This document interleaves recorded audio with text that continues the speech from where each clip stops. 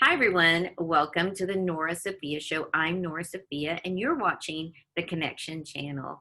Today, I have the privilege and honor of sitting with somebody who has one of the most courageous and beautiful hearts that you'll meet. Her name is Camille Walker, and Camille is going to have a show on the Connection Channel too. So, Camille, welcome to the Nora Sophia Show. Oh, thank you, Nora. I'm delighted to be here. This is exciting. It is exciting, and you look beautiful as usual. I love that color, and I love that color on you. And we were talking about how we kind of match. We do. It's kind of nice. And I didn't get the memo, but I love your color too. That's right. So as I told Camille, we have the garbage men going by, and this is where this show's authentic, right? We are not going to edit it. You're going to hear the big garbage truck, the grittiness of San Diego happening as we speak. And that's okay. That's okay. That's part of what makes us real. So we're going to let them pass, and they're almost by us. They're squeaking between the cars here, making sure they don't hit mine. I'm waving at them. Be nice. There they go. Okay. Yay. Here they You know are. what? They're working hard, and I'm grateful for them. Yes. So, Camille, you have a way of defining and bringing out the brilliance in other people. You do that for me. Every time I talk to you, I radiate. I have this electricity going through me. And it makes me want to cry. Like you just have a presence. And so I want to know what ignited that within you and when you started realizing this beautiful passion. Well, it's really interesting to think about. I think it started, my gift, by the way, is encouragement. Like I've always had the ability to see the best in people. Mm-hmm. And to say something about that and pull it out, and the person just melts, and you're going, but it's the truth. Like, so when I was a child, I did a lot of that because I could see people needed encouragement, people had gifts, or people, even in their struggles, I could see the bright side. So that started really, really early. Well, using that in a workforce is really easy because people need that. Yeah. They need people to see some of the things that they're unable to see about themselves, or things they are unable to feel about themselves. Ooh, like, you know, that's big. Like you can't feel things about yourself. And so when someone says it to you, words have power. I would just use my encouraging gift as a supervisor, to a coworker, or if I encountered someone that I thought needed a pick her up moment, I just use the gift because I have to use it. So I began thinking about how I could formalize that gift. Yeah. You know, you kind of, it's like, how can I wrap that up and really share that with the world and impact more people? Yeah. So I decided that one of the things I could do is I have another gift I use, which is my intuitive abilities to see people's their brilliance before they recognize it. And then I even know what they can do with it. Mm-hmm. Like I have that ability to see into people.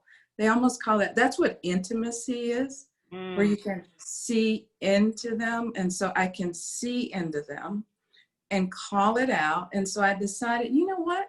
I bet I could do that in a coaching way, or bring transformation or change, and help the person facilitate that. And so I decided, why don't I just do it? Good for you. I want to touch on something you said that I think people don't stop to wonder about enough. And that is, you intuitively do that. How many people, I mean, you've probably taught them how to trust their intuition. How easy is that for you? And how do you find that in your clients that you work with, that sometimes people forget that we've got this sort of inner spirit that helps us to navigate life? And sometimes we're just like, what is that annoying thing I keep hearing, you know? And it's like we're looking for it everywhere else, but within ourselves. Right. Well, and it's not easy because we live in a society where there's lots of noise. Mhm. And the more noise you have and the more mind chatter you have going on, and then the stories that are going on too, you can't really tap into that. So, living from a place of, number one, being an introvert, Sure. I think that's part of it, that I sit and I can sense information coming because I live in that place. Yeah. Like that's resident for me. So too much noise, I can't hear it. So before I make any moves, I haven't always been that way, because you get trained when you are in a profession. For me, it was a legal profession. You don't, I use it there, but you can't use it too much, right? Because you're within the confines of the law. So what happens is you don't use it, and so it becomes sort of dormant. Mm. So Mhm. I think that's what happens to people is, we live in an use your analytical brain to do a job, and then there's no room for the intuition. Mhm. Mhm. But when it comes to transformation, Yeah. that's what it's all about. And so I found a space where I absolutely thrive. Yes. Um, like a chameleon, I can go right over there, fit into that space, and really see people come to know who they are and really why they're here. And then they can really accept that there's a calling on their life to do more, to be more. And Yes. so that is a really neat space of art. Well, you get to call that forth, and I wonder, from your experience in your coaching, how many times do you also see where maybe people second guess themselves because of labels, because of wounds, where they've been so hurt that they, rather than not trusting the sort of person who took that from them, that they gave that power to, but Right. it's like we start second guessing ourselves. Well, I've been there. I'm the queen. So, knowing those gifts early on, I just kind of squelched them because I thought, well, that's really odd, right? You grow up in a society where as a child, I could read adults, kind of know what they were thinking, or say something that appeared to be wise. And that was odd. Like, what is that? Where did that come from? I didn't label that a gift. I thought I was really an odd person. Mm. And then Yeah. And you didn't so see it as a gift. How old were you when you started realizing? I realized at about 10. I mean, it was Sunday afternoons. My aunts and people would come over to our home and either have dessert, or we'd all gather as a family, and other family friends would come over. That kind of continued throughout. And adults would come in my room and talk to me. And, I'd say something or see they needed a word of such, and I would give them some level of encouragement. Mm. And what the person would usually say to me is, "You're such a smart girl." Aw, I love But, smart became sort of a label that. that I bought that and decided, okay, if I'm a smart girl, she says I'm a smart girls do this. So I became studious, let me get good grades. So again, kind of deflected the gift Mm-hmm. of how I was smart. And so that's where I really come up with why we're brilliant. Like, Mm. if we could really tap into what that is, and there may not be words for it sometimes, Mm-hmm. or if there is, then start to really live from the inside and show up that way. Mm. I love that, because when you say the word brilliance, I mean, maybe because I'm a woman, I think of the most beautifully geometric, multifaceted gemstone. Mm. And depending on where light hits it, right, it shines. And there are multi facets to our life's journey, too.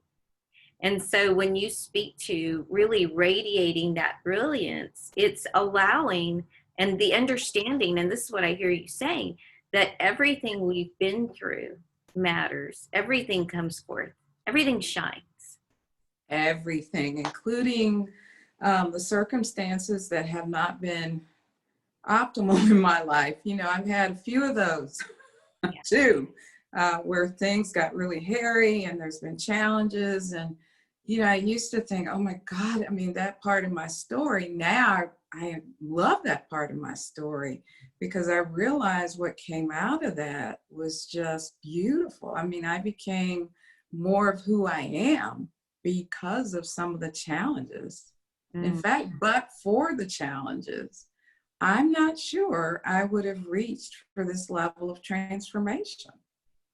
That's really an important point, Camille. How did you find the strength to convert that, what we want to call negative or hard, which to me, I don't like labels. I don't even like the word balance. I like harmony, because with harmony, everything is learning to move together. Balance still looks like scales, and I have to put one thing here and one thing here. And that's not how life works. Life Yeah, that's is about allowing everything, right, to function together. right. So, how did you learn to take this situation that really is kind of stinky and rise from the ashes with it? Again, going back to that reflection work, Mhm. what just happened to me was the first question. Right. How did I contribute to what just happened to me? Mhm. What lessons am I to learn from what just happened? Yes. And then looking for ways to move forward is kind of my passion. Like again, even at a young age, I had this love for personal development. It was really funny because when the Oprah show came out, and I was glued to the television, and I loved watching transformation. So I began to read books, and I even have Phil McGraw's book, Dr. Phil, and some of the other experts that she had. And I would just read and highlight the steps to really making, you know, lemonade out of lemon. Mm. But it always went back to, okay, I have to take personal responsibility for whatever, Yes, no matter how stinky. that's right. And from there, what do I need to know about myself? So I started, I call it really discovering myself. Mm. I love that. And now you do that with others. Tell me about the courses that you're working on, that you help and guide people through. Well, there are a number of courses. I always start with who are you and why are you here? Even if you think you know what you want to do, one of the myths that I've come across is we're doers when Mhm. really we're not beers. So we have to be first and decide what we want to do. So helping people to know who they are and come from that place of being that, then deciding what to do. So I have a couple of courses. One is a real starter course called Fearless Abundance. Ooh, I love that. Yeah, I do too. So I was inspired to with that title because coming out of a stinky place, or even not, just it's all about learning to receive. And that starts with knowing who you are, why you're here, understanding we're here to trust, Mhm. learning to love, not just love others, but love ourselves. So there's a portion of the course where I really sit with you about how to love yourself again, how to reclaim that love for who you are. And the last part of that is learning we are all receivers. Mm. We're walking around receiving information if we really take a look at what we're receiving. And what we're receiving is to share with others. Yes. Why do you think it's So, hard for people to experience or even anticipate abundance? What is wrong with us? well, again, I can't tell you a lot of these lessons I learned the hard way. I mean, some of my stories growing up, I grew up, my father, bless his soul. I mean, he's 83 years old. He Mm. loves to work. He's an entrepreneur. He's a creator. He's kind of an inventor. He sees opportunity. So we always had enough and then some. Mm. Very generous parents. And so, but I grew up in an environment where there were people in our community that did not have that ability or did not choose that. So I saw a lot of poverty. I saw a lot of people don't have things. And so I was confused about, well, is it just us and not, or few and not? So I had to really sit with myself, even the last few years, and reconcile some of the beliefs that I picked up, that there's not an abundance, or there's not enough abundance for me and Nora and the rest of the world. So I think, whatever experience you've had in your life, as a child, you just take away whatever perception and then you adopt it. And guess what? It sits there. Yeah. And it operates in your life, and that's what you see. So when I came up with fearless abundance, I was going back to, is it really that way?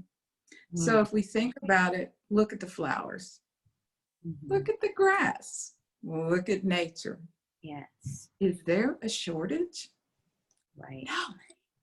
Right. We were created to have enough and then some, and then we choose how much more we want in life. I love that. I love that analogy, because when you consider, even I'm watching out the window right now and I'm watching a butterfly go from flower to flower. And I think that it's really beautiful. It's interesting because we forget that there is an ecosystem to life. We're all part of that ecosystem, and part of that is sharing what we have, and there is enough, right? So the butterfly takes, from this flower and it deposits over here, and there's cross-pollination, and there's just this beauty and wonder when we get in this mindset of scarcity or fear, as you were saying.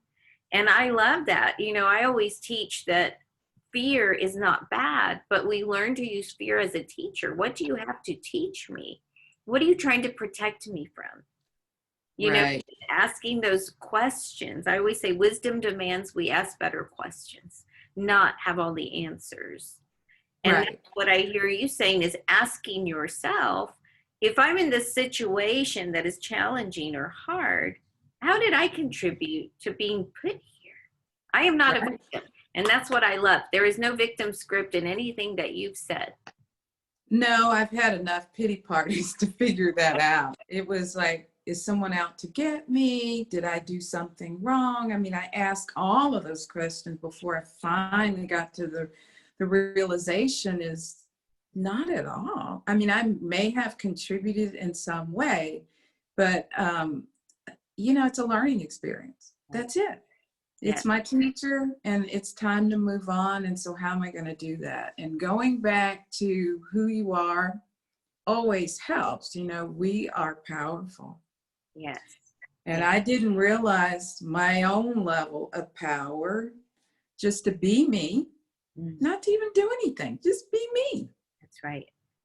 And then once I do that, then, the sky's the limit as far as what my desires are.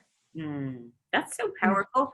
That is so powerful. I remember having a conversation with a very good friend, and he was pointing things out, helping me navigate something that was really tricky. And what we do is say, and what can I be for you right now? And I'll never forget his answer was, nothing. You be you. That's the greatest gift that you can give to me. And I thought, wait a minute, you don't want me to be something else, be something different, have to perform. You want me to be me. Yeah. Well, I better figure out what that looks like.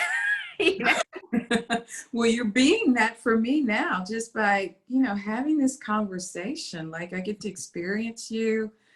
We've talked about, you have such a beauty with words and poetry, and I've read things that you've written, and it's like honey. It's like, wow.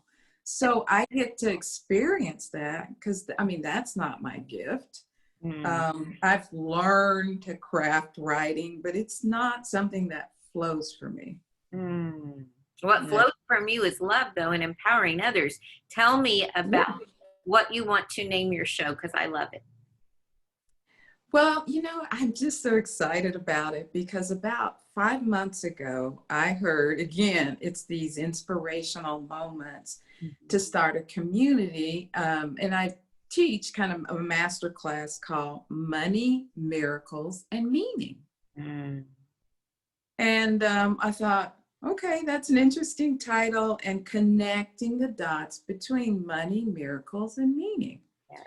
So when you asked me about the show and I mentioned that, I saw your reaction to it, as I have several people. And so I really want to really dive into that topic of going back to the beginning. I mean, how does money flow? How does it connect to the miracles that happen, that we think just happens for a few, but really they happen to everybody? Miracles meaning opportunities and things, doors that open. This show is a miracle, right? I'm like, who knew when I started a masterclass for some of my clients and invited other people that you were going to invite me to share this on a show? And the fact that it carries a lot of meaning to me is all about money has a purpose. Yes. Yes. And it needs to understand what that purpose is in your life, in my life, and it's different. Mm-hmm. So connecting meaning to life is everything about why we're here.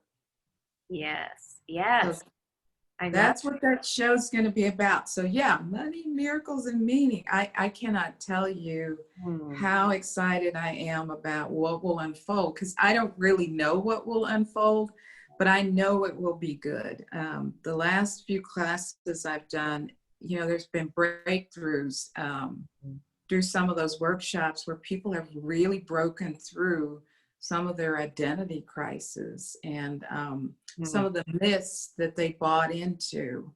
And I see women that have been tired of like working on the treadmill, going nowhere. Like they're working, they're doing well, but somehow they haven't connected that to meaning.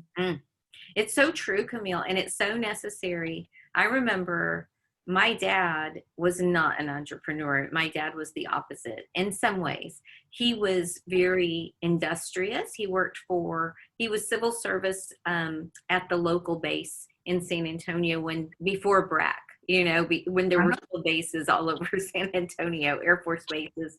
But if we didn't have enough, then he would create work he was an electronic engineer. So he worked on the radars for the big C-5 Galaxy cargo planes, which translated into knowing how to work on television sets when they were still a television set.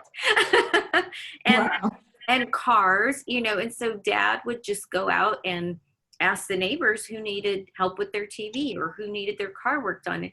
He would create work without realizing he was an entrepreneur. But what he wanted me to understand was the power of security, of having for your family. So I grew up I didn't realize how it translated, right? Because kids, if you don't talk them through it, we develop that mindset, perception. It's part of what I call domestication, right? And then we grow up with these rules and almost like email, if this, then that. And we don't understand what goes into spam up here. But what ended up happening was I had more of a spirit of an entrepreneur, but that conflicted with the mindset of security. And at some point, I had to bridge and understand the meaning behind the money mindset so that I could have that purpose in my life and do what I really wanted to do. I love that. I've had that same, I call it boxing match. It's like within myself. So my mom and dad did not attend college. And so I was the first in the family to attend college. And then I decided early on, about 12 years old, that I wanted to become an attorney. Again, looking at the community of needs and what people needed and an advocate, I decided, okay, I'm going to help people this way. Well, that was a proud moment in the family. And as I completed that and I got started in that career, I realized after a while, I call it the uniform. When we have titles, they're just uniforms. It started to get a little snug, and I thought, I can't use this creative side as much. So I began dabbling in the personal development work, the coaching. I actually went to the Bar Association and I said, can I do a workshop on what you're supposed to do with a law degree? And they said, yes. And I did it and just started dabbling. But that fight went on like, what are you doing? You know, even people closest to me, Camille, what are you doing? You're not a teacher. You're not a trainer. You're not a, no, I'm not. But I enjoy working with people and bringing out the best in them. So I would do it on the weekends. Yeah. Yeah. And I finally had to come to grips with, you know what, one day, the uniform of the attorney, I'm going to retire that uniform. But I struggled to do that because society just kind of didn't want me to do that, right? What are you doing? You're an attorney. And I'm like, no, I'm Camille. I'm not a uniform. Don't put me in a uniform. I wrote a blog once that was like sort of a fictional piece, which I don't typically do. It was interesting, but I talked about, and it was probably because of my dad. My dad worked at that base for over 40 years. He gave to that job. And it was so like clockwork, like he'd leave every morning at this time and get home at this time. And it was so ritual oriented, and God love him, you know, and we need all kinds of people. So hear me say that we need those people that love to have that sort of ritual based, and then we need the creatives, and we all make the world go round. Right. But I remember thinking that if we don't realize that we can still function within our passions, gifts, and talents, even when we have the security, then we're only living from one part of ourselves. And it's like this. When we take clothes to the dry cleaners, you know, and they put it on that thing and it goes, you know, and it goes on these little tram looking things. And then we go get it and then they put in the number and here it comes. And I said, if we do not live into the fullness of our identity, then we end up checking it like a piece of dry cleaning. Yeah. And then we pick it up at the end of our life and go, I don't even remember wearing this. Like, I don't even know what this is. Right. We don't. Lose ourselves. Well, we've been conditioned that way. I mean, that's part of, that's the way society has conditioned. That's what we do. And so there's undiscovered parts of people sitting there. And so because I had such an analytical job, I counted this kind of my fun job.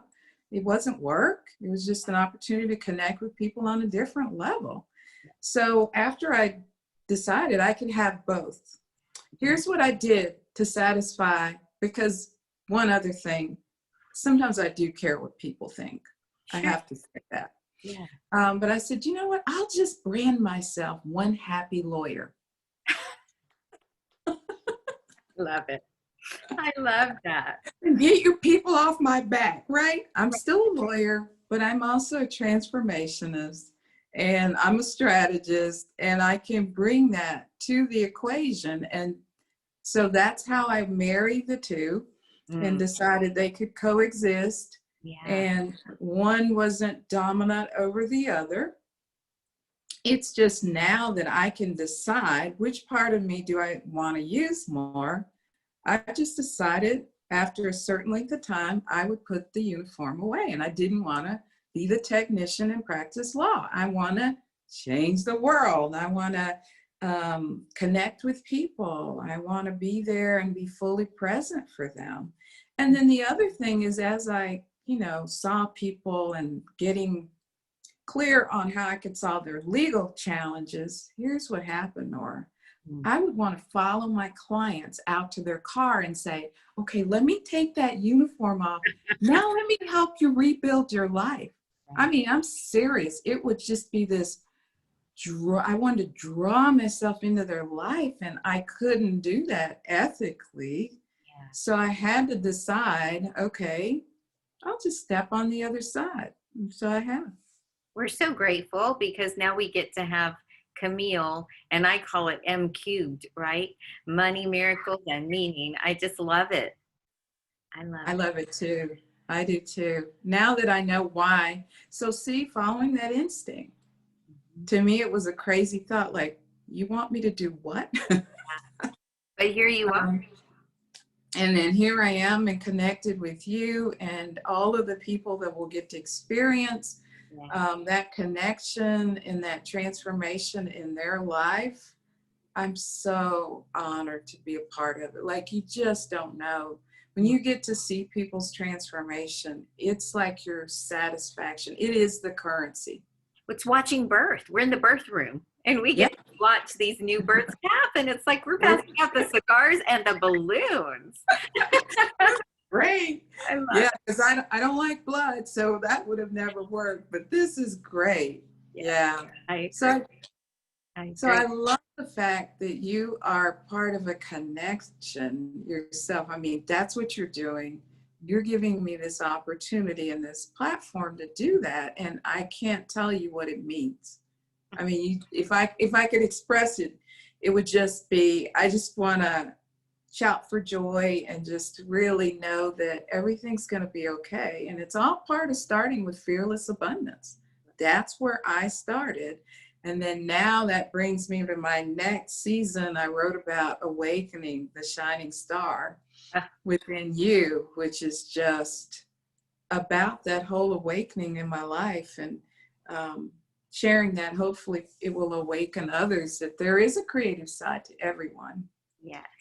And when we see frustration in the world and we see people misbehaving, they just don't know where that creative side of them is. They just lost themselves or never found themselves. And so we have a responsibility to be the light. I call that the mirror of humanity.